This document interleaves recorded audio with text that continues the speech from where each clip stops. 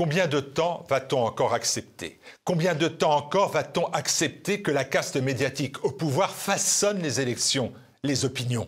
Laissons aux politiques la critique des désistements, des impréparations, de la démocratie confisquée ou le procès en non-représentativité de l'Assemblée. La première grande conclusion de l'épisode électoral passé est que la caste médiatique a œuvré pour instrumentaliser le vote des Français. De toutes ses forces et par tous les moyens, le parti des médias, quelques exceptions notables, a fait le boulot pour sauver le système en place. L'évidence est donc sous nos yeux. Le préalable à tout changement en profondeur de ces méthodes totalitaires est le renforcement de la presse libre et indépendante, la presse alternative dont TV Liberté, TVL est le vaisseau amiral. TVL parle déjà à des millions de Français en France. Et il faut dorénavant que TVL soit entendu par des dizaines de millions de Français. TVL n'aura jamais l'argent de l'État, des banques ou des puissants. Il faut donc que TVL puise sa force auprès des téléspectateurs, devenus donateurs et membres d'une communauté solide, soudée, combative, les amis de TV Liberté. TVL doit donc franchir dans les mois et les années à venir des étapes nouvelles pour que tout change enfin. Défaire le parti des médias n'est pas un vain mot ou un souhait illusoire. Nous avons la possibilité de réduire son action néfaste et nuisible à une seule condition, votre soutien. Ce soutien n'est pas pour les mois ou les années à venir, lui, il est pour maintenant, car c'est maintenant que nous essayons, et non sans inquiétude, de boucler notre budget pour que dès septembre, nous soyons au rendez-vous. Alors, ensemble, poursuivons ce chemin pour se libérer des chaînes.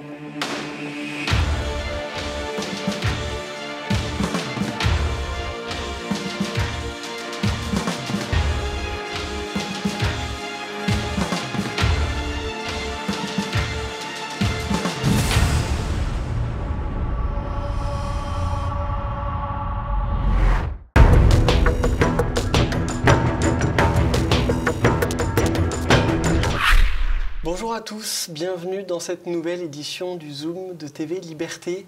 Aujourd'hui, en compagnie du professeur René Cochard. Bonjour professeur. Bonjour Rémi. Merci d'intervenir chez nous. Vous êtes docteur en médecine, professeur donc à l'université Lyon 1 et membre du laboratoire biostatistique santé de Lyon. Vous publiez « Ce que l'homme doit à son chromosome Y », sous-titré « Les révélations des neurosciences » chez Artege, un ouvrage pédagogique que vous pourrez bien entendu retrouver sur notre boutique en ligne tvl.fr. Ma première question, professeur, pour ceux qui auraient oublié leur leçon de biologie, qu'est-ce que le chromosome Y, pardon ? Le chromosome Y, dans toutes nos cellules, que ce soit le cerveau ou tous nos organes, dans chaque cellule, il faut des commandes. Il faut ce qu'il convient pour nous permettre de fabriquer tout ce qui est nécessaire pour une cellule. Eh bien, ce quelque chose, ce sont les gènes. Et les gènes, au lieu d'être en vrac comme ça dans la cellule, ils sont rassemblés en petits cordons, chaque gène l'un au bout de l'autre. Et puis, eh bien, on a en fait, comme cela, 23 paires de chromosomes, et parmi ces 23 paires, 22 sont non liées au sexe, et la dernière, est liée au sexe, c'est-à-dire que les chromosomes, cet ensemble de gènes, sont spécifiques soit de l'homme, soit de la femme. Et pour ce qui est de l'homme, eh bien, c'est X, comme la femme, Y, et c'est ce petit Y qui fait toute la différence. Oui, petit parce qu'il contient seulement 45 gènes contre 1400 il y a 300 millions d'années, ce qui fait dire à certains qu'il est condamné à disparaître. Et vous pourfendez cette théorie. Oui, parce que c'est un peu un simplisme de dire ça. C'est en fait, non, c'est une spécialisation. C'est-à-dire que l'Y, on se le passe de père en fils, depuis des générations et des générations. Donc, il n'a que ce qui est utile à la masculinité. Alors que tous les autres gènes servent aussi bien pour l'œil, le cœur, le poumon, etc. Lui, il est dédié au masculin. Donc, il n'a pas besoin d'être très long. Hein, comme vous dites, il a 45 gènes qu'il n'a que lui, la femme ne l'a pas, et 20 gènes en commun avec la femme. En effet, donc, vous voyez, il est très spécialisé. Il est petit, mais il est costaud. C'est-à-dire, il n'est pas en train de se démonter, comme on nous le dit sur Science et Avenir, ou je ne sais trop quoi, où on nous dit, oh là là, ce pauvre chromosome Y, il va disparaître. Pas du tout. Depuis 6 millions d'années, c'est quand même avant-hier, il n'a pas perdu un seul gène. Non, il s'est spécialisé, donc au début, il s'est débarrassé de tout ce qui n'était pas spécifique à l'homme, et puis maintenant, voilà, il y a tout ce qu'il faut. Et alors, si je vous ai bien lu, il agit aussi par délégation, c'est-à-dire qu'il commande à d'autres chromosomes d'agir en son nom. Tout à fait. Façon. En fait, les chromosomes sexuels, que ce soit chez l'homme ou chez la femme, ce sont des chefs de chantier. C'est-à-dire qu'ils ne font pas tout eux-mêmes. Ils font des choses eux-mêmes, mais en général, ils font faire aux autres. Dans une cellule, soit une cellule du poumon ou du cerveau, il y a toujours un grand nombre de chromosomes qui obéissent, en fait, aux chromosomes sexuels. Ce qui explique comme tout peut être différent entre un homme et une femme, notre peau, nos cheveux, notre voix, etc. Et notre manière de penser aussi, parce que dans notre cellule, nous avons quelque chose qui donne le ton. On s'oriente vers le masculin, ou on s'oriente vers le féminin. Donc en somme, c'est vraiment des chromosomes qui font travailler le reste de la cellule. Dans votre ouvrage, vous rappelez, ce qui est peu connu, même des étudiants en sciences, qu'il y a une double condition pour s'orienter vers le masculin. C'est à la fois de posséder un chromosome X et un chromosome Y, mais aussi de ne pas posséder deux chromosomes X. C'est vrai que l'homme, lui, il a X, Y, la femme a 2X, et il est important pour la femme d'en avoir 2. Quand elle en a un, c'est une femme, mais cependant, elle a quelques difficultés parfois. Moi, j'ai une amie qui a un seul X, et bien, elle a quelques difficultés, mais c'est une femme, tout à fait. Et quand un homme, on en a dans les patients, on a parfois à l'hôpital des jeunes messieurs qui ont 2X, un Y et 2X, et ils ont aussi des difficultés, notamment, ça les empêche de concevoir un enfant. C'est très très rare que quelqu'un qui ait 2X avec son Y, un homme, puisse concevoir un petit enfant. Professeur, je souhaitais vous interroger sur l'une des phrases qui se parcourt le début de votre ouvrage. Vous dites « L'expression « le sexe est assigné à la naissance », expression qu'on entend beaucoup en ce moment, est inadéquate. On constate le sexe de l'enfant, on ne le décide pas. Ce rappel est à rebours de toute l'idéologie dominante. Oui, c'est étonnant, parce que même sur les sites du ministère, des ministères, je l'ai regardé pour savoir si au moins sur les sites on n'avait pas mis cette erreur. On met le sexe est assigné, un petit peu comme, si vous voulez, si le petit vient, et puis on va dire non, c'est un garçon ou c'est une fille. Pas du tout. Si j'ose dire, on lève le drap et on regarde les organes génitaux et on dit, tiens, c'est un petit gars. Ou au contraire, à l'échographie, on ne voit pas d'organes génitaux, on dit ce sera une petite fille qu'on attend. Je pense à une collègue médecin qui hier, elle a le petit ventre du début de grossesse, je lui ai dit c'est un petit garçon, une petite fille. Elle m'a dit c'est une petite fille. En effet, si vous n'avez pas de verge et de testicules, eh bien vous avez un petit utérus et un vagin, et en effet vous êtes une fille. Donc on le constate, on ne le décide pas. Vous indiquez tout de même dans votre livre qu'à peu près une naissance sur 5000 est plus ambiguë que cela. Tout à fait, tout à fait. Il y a malheureusement des maladies qui touchent le sexe comme tous les autres organes, et ça c'est bien triste.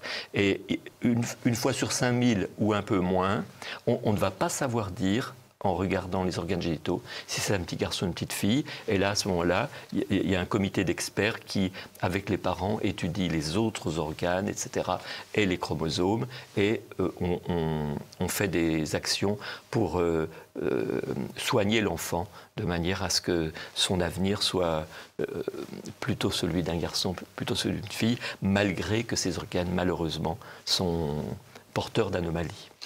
Dans ces situations, qu'est-ce qui constitue, si j'ose dire, le juge de paix? Est-ce que ce sont les chromosomes?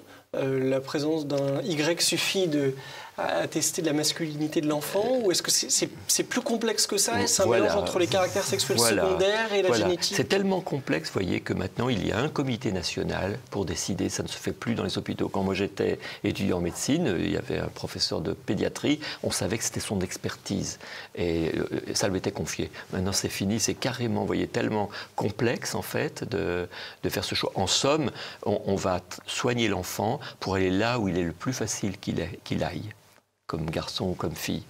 Parce que pour être un homme, ce sont les organes génitaux qui le disent, mais ensuite nous avons beaucoup d'autres choses. C'est-à-dire qu'un homme ne bénéficie pas que de ses organes génitaux.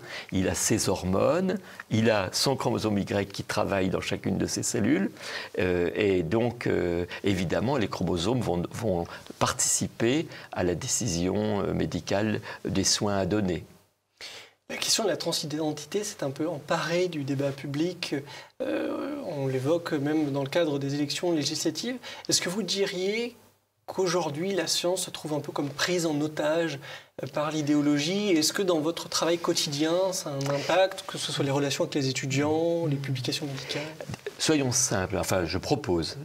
La question actuelle de transgenre, etc., repose sur la sociologie des années 70, voire 60. C'est une vieille histoire qui, progressivement, s'est montée en épingle dans les universités américaines. Et puis après, bien entendu, ça traverse l'Atlantique, ça nous arrive. Et croyant bien faire certains, ou avec des idéaux complexes pour d'autres, eh bien, on dit toutes ces choses-là. Alors que les scientifiques, eux, notamment depuis 20 ans, découvrent chaque mois la grandeur de la différence homme-femme. Vous savez, maintenant, depuis le début des années 2000, tout scientifique qui publie un article doit mettre une colonne pour ce qu'il en est des hommes et une colonne pour ce qu'il en est des femmes, s'il y a des hommes et des femmes dans son étude. On n'a plus le droit de dire des personnes sans distinguer. Pourquoi? De manière justement à soigner au mieux les hommes, à soigner au mieux les femmes, parce que nous sommes différents. Donc la science a tellement constaté ces différences, notamment dans les années 90, qu'au début des années 2000, il était décidé que nous devions le faire. Ce qui fait que, vous voyez, pour ce livre, j'ai pris quelques centaines d'articles dont j'ai mis les références. Il est très très bien documenté. Mais de fait, je dispose de 1500 articles sur la différence homme-femme sur mon ordinateur, et c'est merveilleux. Chaque mois, on découvre en tout lieu la richesse spécifique de l'homme, la richesse spécifique de la femme. Donc la science, vraiment, n'hésite pas. On va revenir sur ces richesses spécifiques, mais avant, une question. Avant notre entretien, on discutait d'une hypothèse que vous soulevez, qui est absolument passionnante dans votre ouvrage. C'est que l'obsolescence de l'homme avec un petit H intervient avec l'ère industrielle parce qu'il n'a plus à mobiliser sa force physique et donc il ne trouve plus sa justification. Vraiment, hein, regardez, une femme est tout à fait apte à conduire un bus, même à Londres avec les 2 étages. Or, quand moi j'ai fait mes études de médecine, je me rappelle, on avait des exemples de comparaison de la force qu'il fallait pour conduire un bus à 2 étages. Et un bus à 2 étages, il ne devait pas être les mêmes candidats qu'un bus à 1 étage, tellement les choses étaient physiques. La même chose à la ferme. Je suis de la campagne, pour aller tirer un char qui était embourbé, c'est l'homme qui le faisait. Pendant ce temps-là, la femme s'occupait du repas. Donc en somme, la distinction des tâches faisait qu'on ne se posait même pas la question. Nous sommes rentrés dans un monde où la force physique ne peut plus à elle-même distinguer les tâches masculines et féminines. Merveille! Grâce à ça, entre autres, et à l'évolution de notre société, la femme enrichit de plus en plus notre société, et c'est merveilleux. Bon, parfois, au dépend de ce qu'elle peut faire, parce qu'elle ne peut pas tout faire. Mais je pense que nous sommes entrés dans l'ère, et c'est un petit peu... ce livre souhaite un peu apporter une petite pierre. Nous sommes dans une ère particulière où nous allons trouver la grandeur de l'homme, et combien il est précieux, ce que nous sentons de grandeur dans l'homme. On le sent bien que dans l'homme il y a quelque chose. Mais il est bon, connais-toi toi-même, hein, dit le sage. Il est bon de connaître ce que la nature, c'est-à-dire le Créateur, a mis de spécifique à nous, à l'homme, de manière qu'on le développe au service de notre famille et de la société. Revenons donc sur cette noble différence entre les hommes et les femmes. Professeur, en quoi la génétique et la biologie distinguent le masculin du féminin, par exemple concernant les traits de caractère? Si vous voulez, ça touche de multiples sujets, mais prenons la vision du monde. Quand j'ai fini de travailler ce livre, je me suis dit, je comprends mieux ma vie conjugale. Moi, je vois une face de la Lune, mon épouse voit l'autre. Donc ça, on comprend pourquoi, souvent face à une réalité, on ne voit pas la même chose. Eh bien, les neurosciences expliquent très bien pourquoi. Par exemple, quand on regarde un objet, un homme ou une femme, eh bien, on ne le regarde pas pareil. C'est un exemple, car dans les lieux du cerveau où on analyse la situation, eh bien, il y a des différences. C'est-à-dire la science nous montre que nos neurones ne travaillent pas tout à fait pareil dans plusieurs zones. L'amygdale cérébrale, par exemple, est très différent chez un homme et une femme dès la petite enfance, mais encore plus à partir de l'adolescence. L'amygdale cérébrale, pourtant, c'est le cœur du cerveau émotionnel. L'amygdale cérébrale, c'est une toute petite glande, grosse comme ça, mais qui est le cœur du cerveau émotionnel. Eh bien, elle n'est pas la même chez un garçon et une fille, elle n'est pas la même taille, et ce n'est pas même la même qui travaille droite ou gauche chez l'homme et la femme, c'est dire. Et les communications entre l'émotionnel et le rationnel ne sont pas les mêmes chez un homme et une femme. Ça, on l'a tous constaté. La femme, quand elle vit au quotidien, les dimensions émotionnelles et rationnelles sont présentes toutes les deux. Donc quand elle prend une décision, elle a très naturellement tout à la fois l'émotionnel, le relationnel et le rationnel à l'esprit. Elle pense à tout en même temps. Nous, les hommes, nous sommes cloisonnés. Et la biologie nous aide à nous cloisonner pour pouvoir nous concentrer. Donc quand on est dans l'émotionnel, on oublie le rationnel. Quand on est dans le rationnel, on oublie l'émotionnel. Et ça, c'est d'une part génétique et d'autre part hormonal. La testostérone, qui est l'hormone qui nous aide à relever les défis. Elle est là pour relever les défis, que ce soit un match de tennis, un conflit dans la rue, ou normalement, elle n'est pas là pour nous faire agresser, elle est là pour nous permettre de mieux relever le défi. Eh bien, elle bloque les communications entre l'émotionnel et le rationnel. Vous voyez, elle nous aide encore plus à être concentrés. Vous voyez, donc c'est comme ça que nos chromosomes agissent par leur présence et par les hormones qu'ils ont fait sécréter par nos organes génitaux. Quelle est, professeur, la part de processus inversés dans ce domaine? Est-ce que la représentation culturelle de la féminité et de la masculinité, par exemple, ne peuvent pas avoir de répercussions sur le plan génétique ou sur le plan biologique? La culture peut avoir des effets fort bénéfiques. Je vous donne un de mes maîtres à penser, qui est un professeur de la Stanford University, l'exprime très très bien. Il dit, dans un monde machiste, la testostérone pousse à l'agression. Si je suis devant un défi, je vais agresser, parce que je suis dans une culture machiste, une culture de guerre, si j'ose dire. Si au contraire, je suis dans un milieu où ce qui compte, c'est le bien commun, eh bien, ma testostérone va me rendre plus généreux. Et donc, la même biologie, dans un milieu de vie différent, va donner des inclinations tout à fait différentes. Et donc,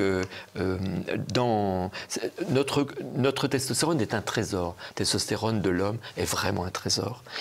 Et cependant, ça n'empêche pas la nécessité d'une éducation, au contraire. C'est-à-dire qu'un petit gars, ça s'élève comme un petit gars, de manière à ce que ses forces biologiques soient pour lui des forces et qu'il développe des vertus qui vont lui permettre de bien utiliser ce que la biologie lui donne. En somme, comme vous le dites, la culture participe à notre croissance.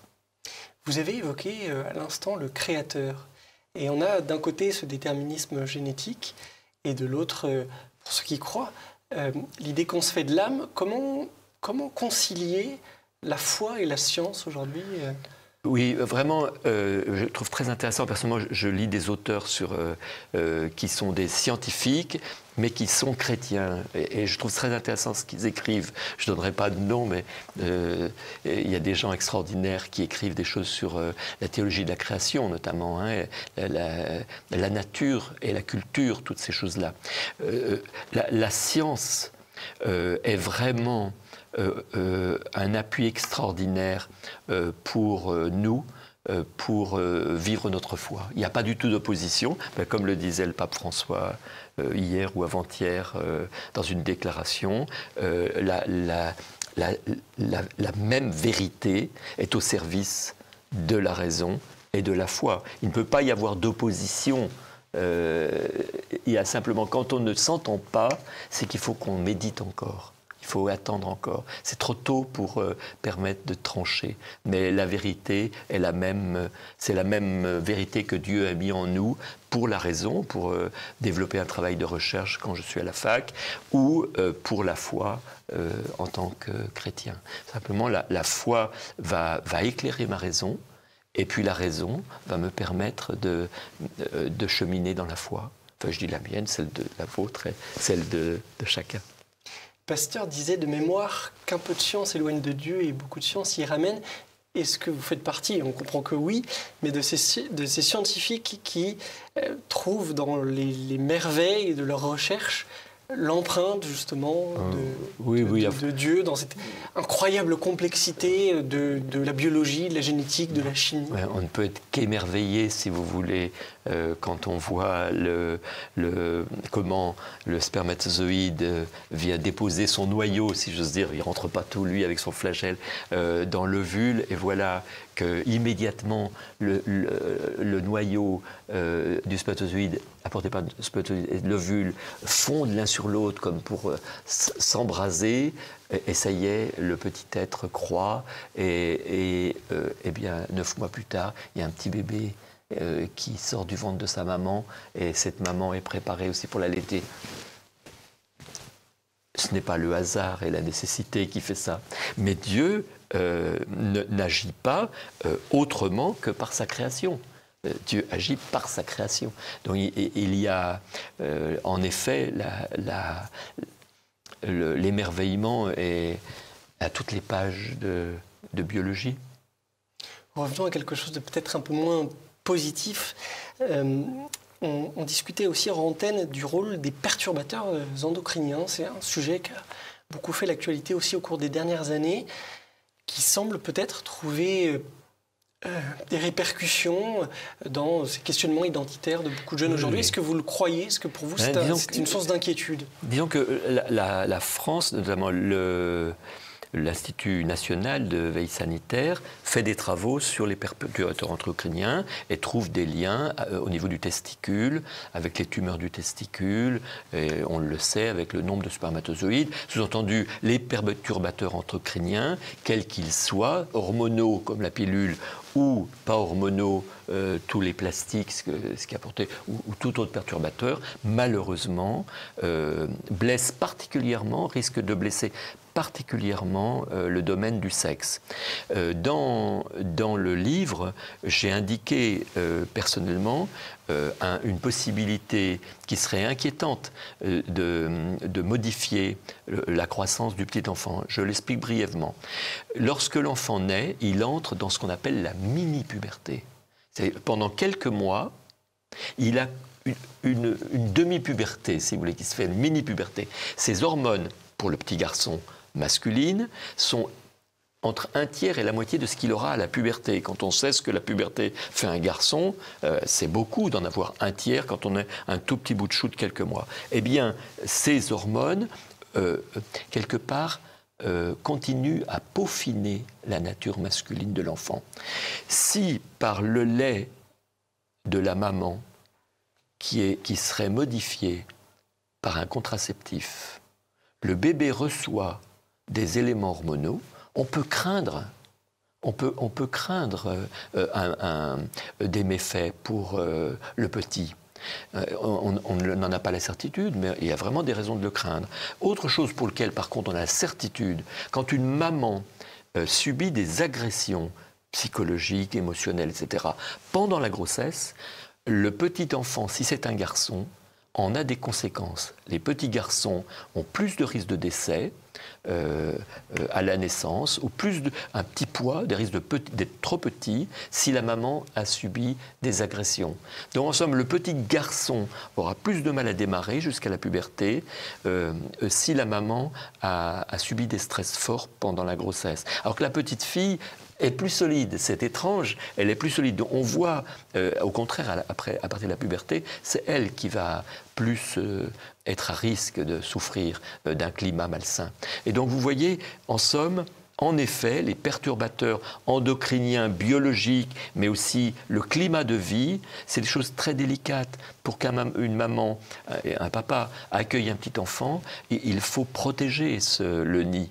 Il faut se mettre au service des couples et des familles pour que le climat de conception et de croissance de l'enfant soit optimum, parce que la science montre que, en effet, l'être peut subir gravement, et notamment peut-être, même sûrement, le fait de développer toutes nos capacités d'homme peut être perturbé par les perturbateurs endocriniens. C'est tout à fait possible.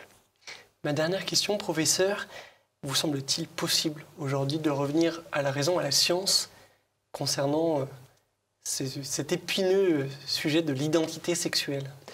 Oui, moi je pense que vous comprenez, c'est normal, c'est un changement d'air, accent grave, RE, changement d'air, et le travail de force n'explique plus la masculinité. Maintenant, on peut enfin se poser la question de ce que la nature, c'est-à-dire le Créateur, donne vraiment à une femme, comme don, comme inclination, comme aptitude, et l'homme comme don et comme inclination. C'est un temps nouveau.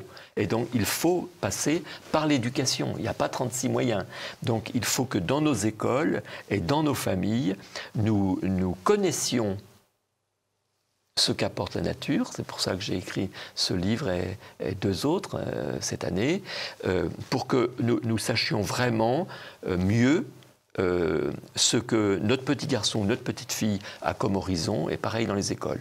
Donc en gros, on n'échappera pas au travail que fait la société, notamment les chrétiens, tous les 30-50 ans. Il faut repartir, refonder l'école, retravailler pour une école qui vraiment prépare, car un jeune, il a un horizon d'homme ou de femme, mais ça ne va pas se faire tout seul. De la même manière qu'il a fallu créer les scouts à une époque, il a fallu, Don Bosco a créé des écoles, les jésuites avaient créé des écoles, eh bien le temps présent doit reprendre son cheval de bataille et diffuser les connaissances réelles sur le masculin et le féminin. Et ça sera bénéfique. Merci, professeur René Cochard. Je rappelle le titre de votre ouvrage passionnant, Ce que l'homme doit à son chromosome Y, un ouvrage paru chez Artege et disponible sur notre boutique en ligne tvl.fr. Merci de votre fidélité. N'oubliez pas, si vous le souhaitez, de partager, de commenter cette vidéo. À très bientôt sur TV Liberté.